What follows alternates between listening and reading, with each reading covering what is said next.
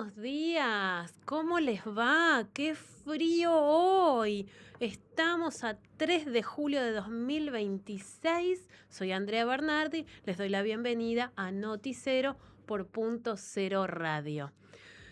Hoy vamos a tener bastantes actividades, como siempre, una entrevista a un médico urólogo especializado en tratamientos con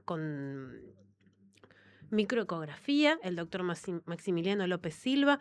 También vamos a tener a nuestros compañeros que nos van a mandar audios o que van a estar conectados a través de Meet. Y también el bloque deportivo, como no puede faltar, mundial a full, con nuestros compañeros Tommy Gagliardino, que ya está en el control, y con Samu Córdoba. Te cuento que el programa sale al aire gracias a la tarea que están realizando Nahuel Isela, nuestro operador y productor, y también Bruno Cayetti, productor y coordinador de aire. Así que les cuento, vamos a ir de lleno con nuestro entrevistado que ya nos está esperando, el doctor Maximiliano López Silva, como les decía. Médico urólogo, especialista en urooncología y endourología, matrícula nacional 123.648. El doctor López Silva se desempeña en el Centro Argentino de Urología. Muy buenos días, doctor. Encantada de conocerlo. Soy Andrea Bernardi. Hola Andrea, ¿qué tal? Buen día a toda la audiencia en esta fría mañana que estamos viviendo acá en Buenos Aires. Me imagino en la zona más sur del país que debe estar más bravo. Y estaban con alerta meteorológica por bajas temperaturas, por temperaturas polares, y hay que cuidarse bastante. Así que una vez que desarrollemos la entrevista, doctor, les voy a preguntar puntualmente por el tema del frío, cómo puede afectar a los pacientes. Antes que nada, como para comenzar, ¿qué es la urooncología y la endourología? Bien, bueno, a ver, son las dos ramas en las que yo me he informado. La urooncología es básicamente toda la parte de la urología que se dedica a tratar todos los tumores que tienen que ver con la parte urológica, esto es tumores de riñón, vejiga y próstata principalmente. Yo especialmente me focalizo, me especializo en lo que es el cáncer de próstata. Y la endourología es la rama de la urología que se encarga de resolver problemas en forma endoscópica. Forma endoscópica, probablemente la que todos tenemos en la cabeza más fácilmente, es la endoscopía digestiva. ¿Es Bueno, cierto? la realidad es que la urología de alguna forma ha copiado esto y entrando a través de lo que se conocen como orificios naturales, o sea, sin tajos, sin agregar lesiones, básicamente los urólogos lo que hacemos es entrar a través de la uretra, que es la parte final del árbol urinario, por supuesto, en criollo por donde hacemos pis. Ujú. A partir de entrar por ahí, bueno, resolvemos distintos tipos de problemas oncológicos o también es muy común resolver problemas relacionados con piedras. Siempre asociamos urología, especialista en urología, es el médico que atiende al hombre, pero en realidad el urólogo también atiende a las mujeres con afecciones en el sistema urinario, ¿verdad? Sí, sí, totalmente. A ver, obviamente muchos pacientes me dicen, no sabía que usted veía mujeres también. Bueno, básicamente problemas de piedras y problemas oncológicos en lo que es el riñón y la vejiga, obviamente tenemos los varones, tienen las mujeres, así que todos podemos tener ese tipo de problemas. Sí, la gran diferencia del urólogo, bueno, gran parte de la patología urológica es la próstata. Obviamente, próstata tenemos solo los hombres. Y, digamos, en forma similar como ve el ginecólogo la parte de los genitales femeninos, nosotros vemos los problemas de los genitales masculinos. Pero después hay problemas, obviamente, que tenemos todos como personas. Para, perdón, estoy muy mal de la voz, nuevamente con un cuadro respiratorio, pero acá poniéndole la mejor energía como siempre. Doctor, existe una percepción bastante generalizada de que el hombre no va a la consulta médica, que se deja estar. Em, que consultan, de hecho, mucho menos que las mujeres.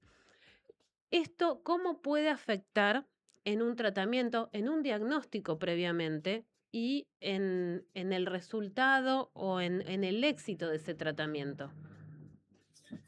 Bien, Andrea, sí, es una percepción real.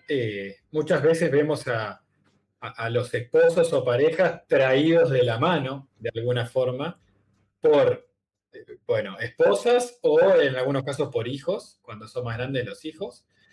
El hombre es más reacio, es más miedoso el hombre, creo. Somos, porque me incluyo, eh, a acercarse al médico, a contar cosas. Entonces, es bastante común que venga acompañado, obligado, si queremos usar un término un poco más gracioso. Con el paso de los años ha mejorado esto un poco, es real.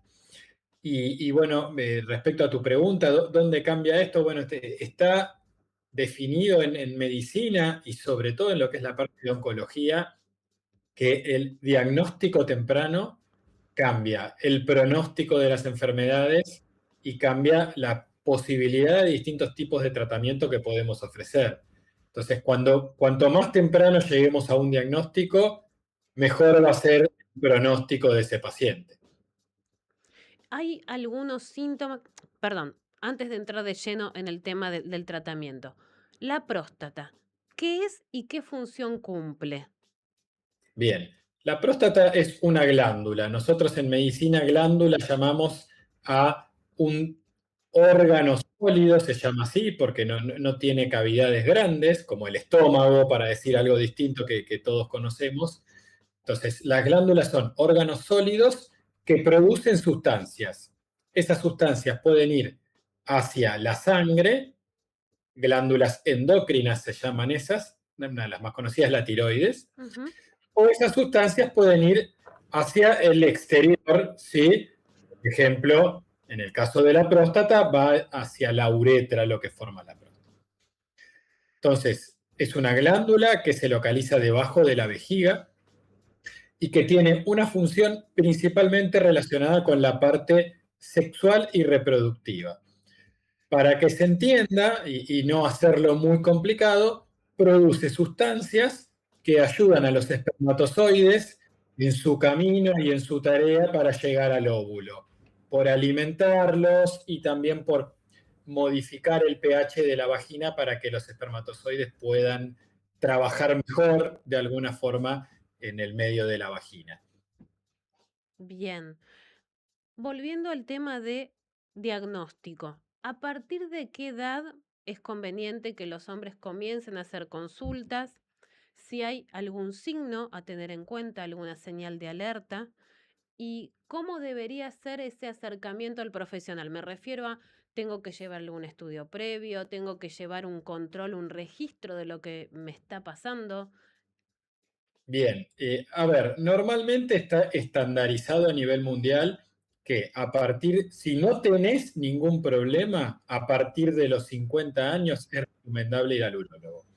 Siempre yo hago la analogía, como muchos pacientes vienen en pareja, con las mujeres. Las mujeres saben que Tita Merelo, personaje histórico que todos conocemos, desde que empiezan las relaciones sexuales o del momento que tienen su primer periodo, su primera menstruación, tienen que ir al ginecólogo, no hay alternativa. Es cierto. Bueno, los hombres tenemos la ventaja de que no arrancamos tan jóvenes con los controles, no es necesario si no tenés ningún problema, pero a partir de los 50 años sí son necesarios estos controles. ¿Y son necesarios si me pasa algo? No, son necesarios aunque no me pase nada. ¿Por qué? Y acá está el por qué. La próstata tiene dos grandes problemas. Un primer problema es el crecimiento benigno de la próstata. Todos los hombres, por un tema hormonal, a partir de los 45, 50, se nos cae el pelo.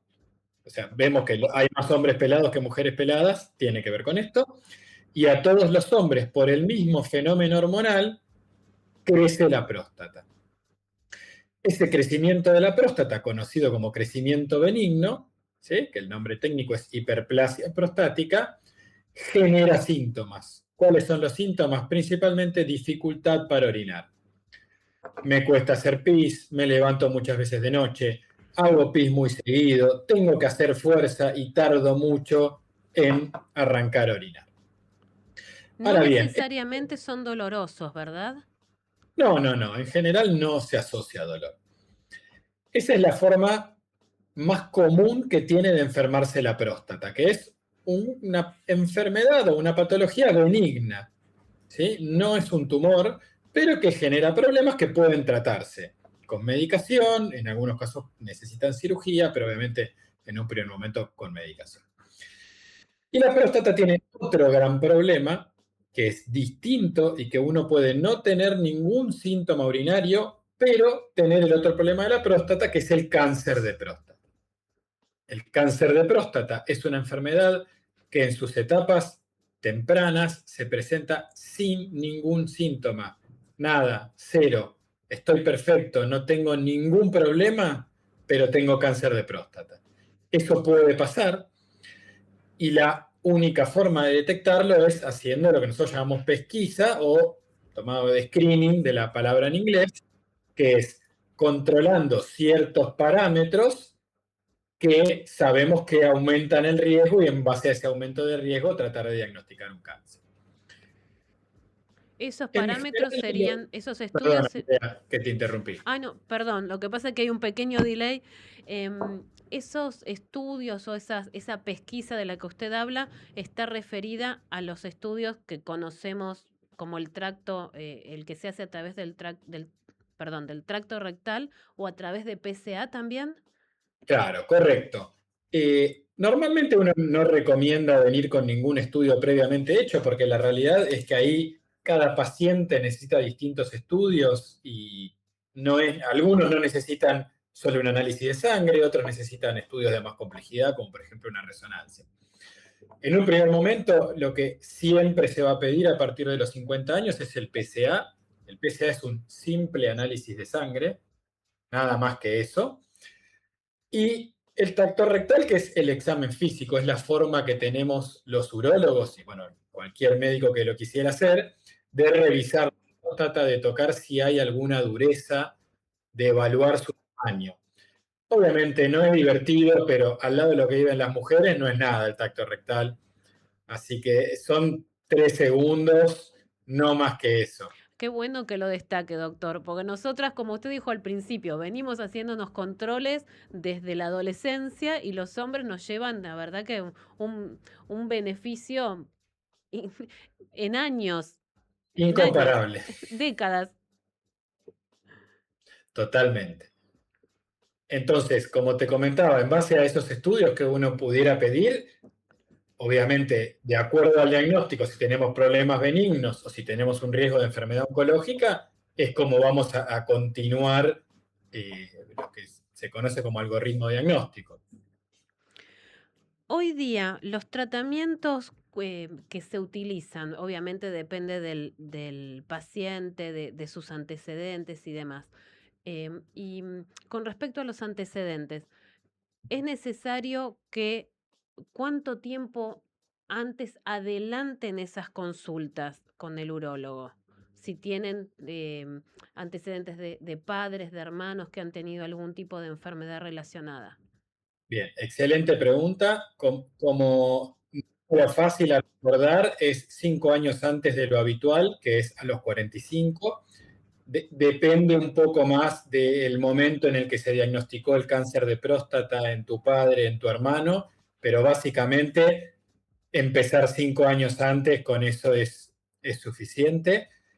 Sí, lo que vemos hoy bastante es que el hombre que tuvo, digamos, de mi generación, de entre los 40 y los 50, el hombre que sus papás o sus hermanos o algún tío de sangre también, que tiene el mismo peso genético, tuvo cáncer de próstata, suele ya sí venir preguntando, normalmente de joven, a partir de los 40, qué tengo que hacer, cómo puedo hacer.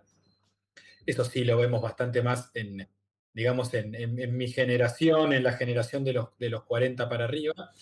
Y algo a destacar con la buena pregunta que me hiciste, Andrea, vos, es que el riesgo familiar, ¿sí? O sea, de heredar predisposición a tumor en cáncer de próstata es igual si tuviste antecedentes de cáncer de próstata o de mama, porque el cáncer de próstata y el cáncer de mama son análogos.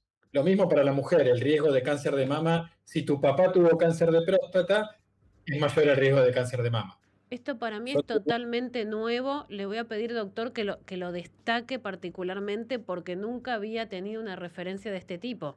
O sea que si en nuestra línea de ascendencia, siendo mujeres, un hombre tuvo casos de eh, cáncer de próstata, también es una alerta para que nosotras nos controlemos y que los Sí, hombres que han totalmente, tenido... porque la base de alteración genética del tumor, digamos, genético es como cuando se produce un cáncer, se produce porque la célula se empieza a portar mal.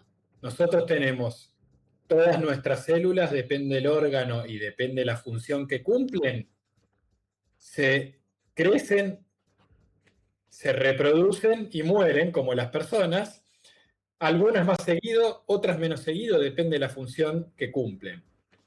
Sabemos que algunas no se reproducen, como el sistema nervioso, que es algo que conocemos todos, el cerebro no forma las neuronas unas veces y listo. ¿Qué es lo que pasa cuando una célula empieza a ser tumoral? ¿Sí? Que altera su comportamiento y no se muere. ¿Sí?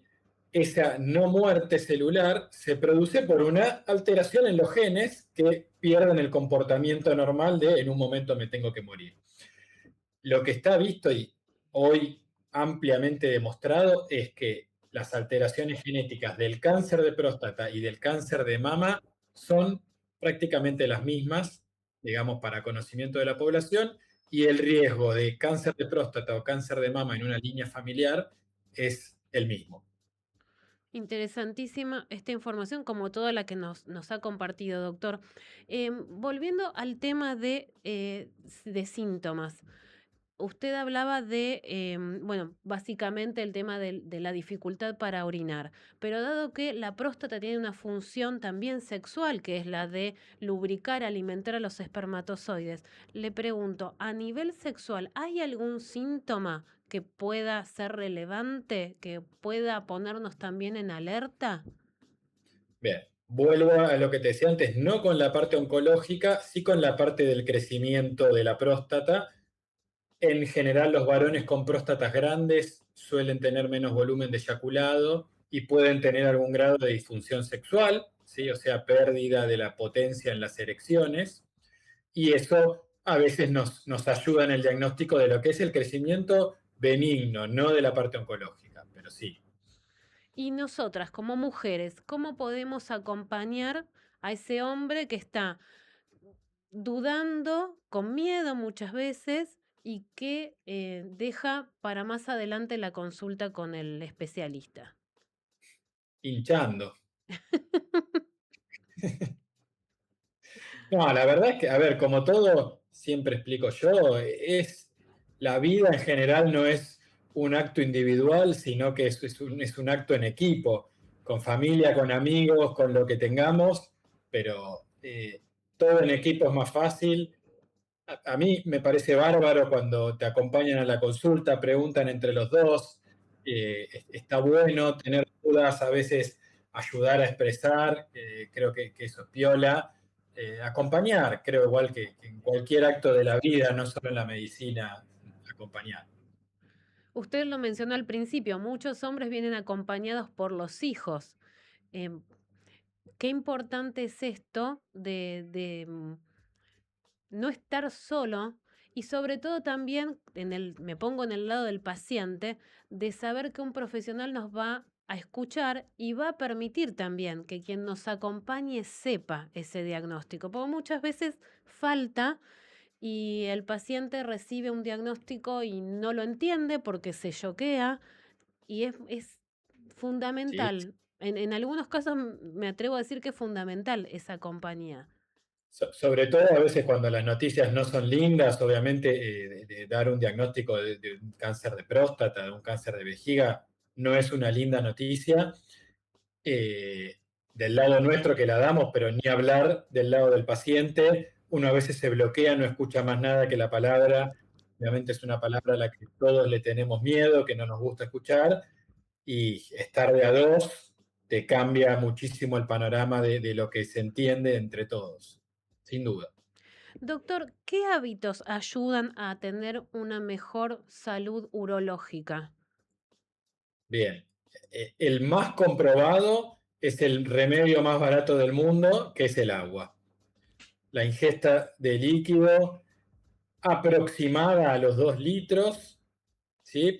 Y que sea principal, obviamente 2 litros de gaseosa nunca va a ser muy bueno porque tiene mucho sodio, mucho azúcar, depende, pero la ingesta de 2 litros de agua, o que sea por lo menos la mayoría agua, está comprobado que mejora la función de los riñones, está comprobado que mejora la función de la vejiga, y no es que va a prevenir problemas, no es que si tomas agua no vas a tener problemas oncológicos, pero sí probablemente todo el resto de la parte urológica funcione mejor y de la mano de eso la recuperación sea mejor. Bien, y siempre se habla de el tabaquismo, el alcohol, la obesidad, como que son también coadyuvantes a que haya alguna posibilidad mayor de un diagnóstico negativo. ¿Cómo influyen especialmente en este tipo de enfermedades de riñón, de próstata? Bien, para darte una idea, Andrea, el riesgo de cáncer de vejiga en pacientes fumadores es el mismo riesgo que el cáncer de pulmón. Tiene menos publicidad, pero el paciente que fuma tiene el mismo riesgo de tener cáncer de vejiga que cáncer de pulmón. La asociación es la misma. Claramente el cigarrillo es negativo para cualquier parte del organismo, en lo que sea cáncer o no cáncer, es negativo para la función eréctil, es negativo para lo que querramos. Entonces, uno de los primeros casos ante un diagnóstico, por ejemplo, de cáncer de vejiga, es abandonar el cigarrillo.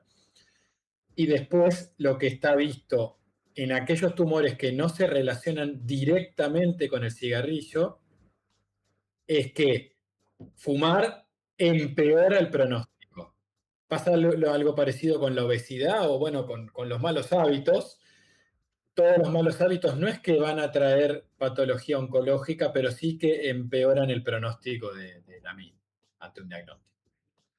Bien, em, para evitar, que me imagino que debe ser la consulta más común o el diagnóstico más común, el de cálculos en el riñón, ¿qué dieta se puede tener de forma preventiva? ¿O qué hábitos alimenticios, mejor dicho, podríamos tener para evitarlos? Bien, a ver, la misma respuesta que antes, el líquido es para prevenir la litiasis urinaria, es el factor más importante. Y después otros factores que se relacionan fuertemente con la presencia de piedras es dietas altas en sodio, ¿sí? El sodio no es solamente agregarle sal a la comida. Si yo como un salamín por día, no le estoy agregando sal a nada, pero ese salamín tiene cantidades terribles de sal. Entonces, todo lo que tenga sodio, bajarlo, favorece la prevención de la litiasis urinaria. Doctor, para ir cerrando la entrevista, ¿qué mitos le gustaría desterrar sobre la próstata, sobre los diagnósticos, sobre los tratamientos, que lamentablemente han llevado a mucha gente a que no tome la decisión correcta de decir voy ya, voy ahora y no lo dejo para más Bien. adelante? Hermosa pregunta. A ver, creo que el principal mito acá es no tengo que esperar a sentir algo. Tengo que consultar para control. Si está todo bien, no voy a tener que hacer nada extraño. Nos vemos el año que viene y nada más, charlamos un rato, vemos cómo estás y listo. Pero no esperar a sentir algo, porque uno de los principales temas planteados a los pacientes, pero ¿cómo tengo cáncer si yo no siento nada? Mm, Bueno, agradecé que no sentí nada, porque si sintieras algo, probablemente estaríamos en una etapa tardía.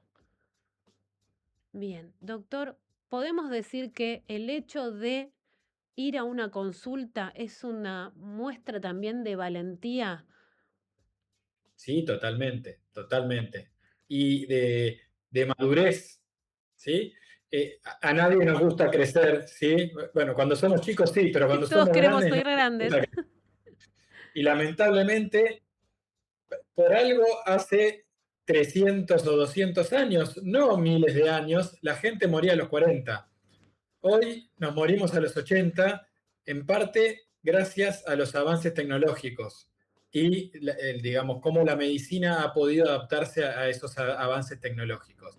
Pero para eso tenemos que necesitar orientación y compañía de, bueno, el médico específico. Doctor, le agradezco muchísimo por este momento que nos ha dedicado, por la información que nos trajo clarísima.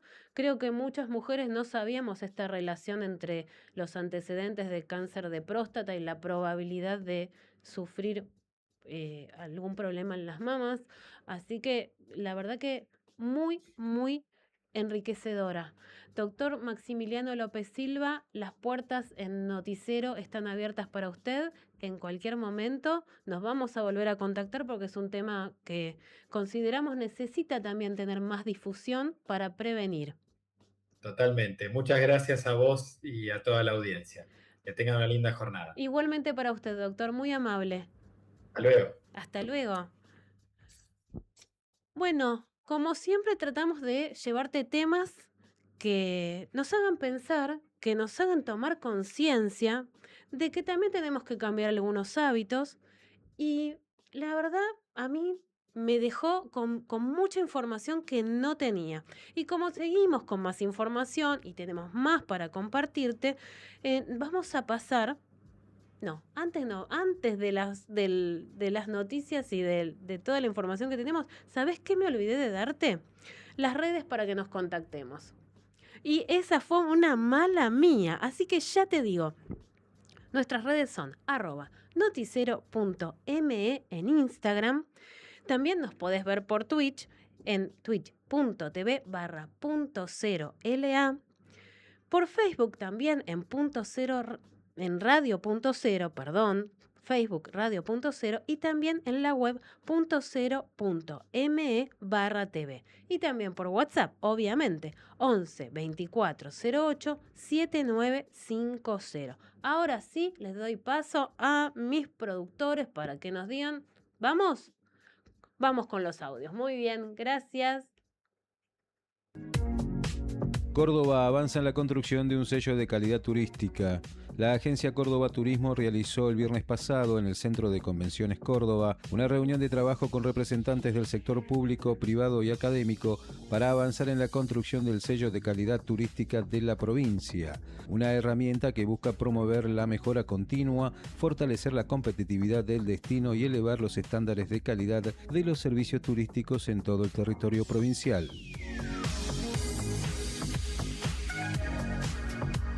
Entre Ríos inició una nueva etapa de gobernanza turística con un modelo que integra al Estado, el sector privado y a la academia. El director ejecutivo del ente mixto de turismo de Entre Ríos, Sebastián Bell, explicó el funcionamiento de la nueva estructura institucional, los 5 ejes estratégicos de gestión, las inversiones que impulsa la provincia y el papel que tendrá el nuevo aeropuerto de Concordia para potenciar el turismo de reuniones y el desarrollo regional.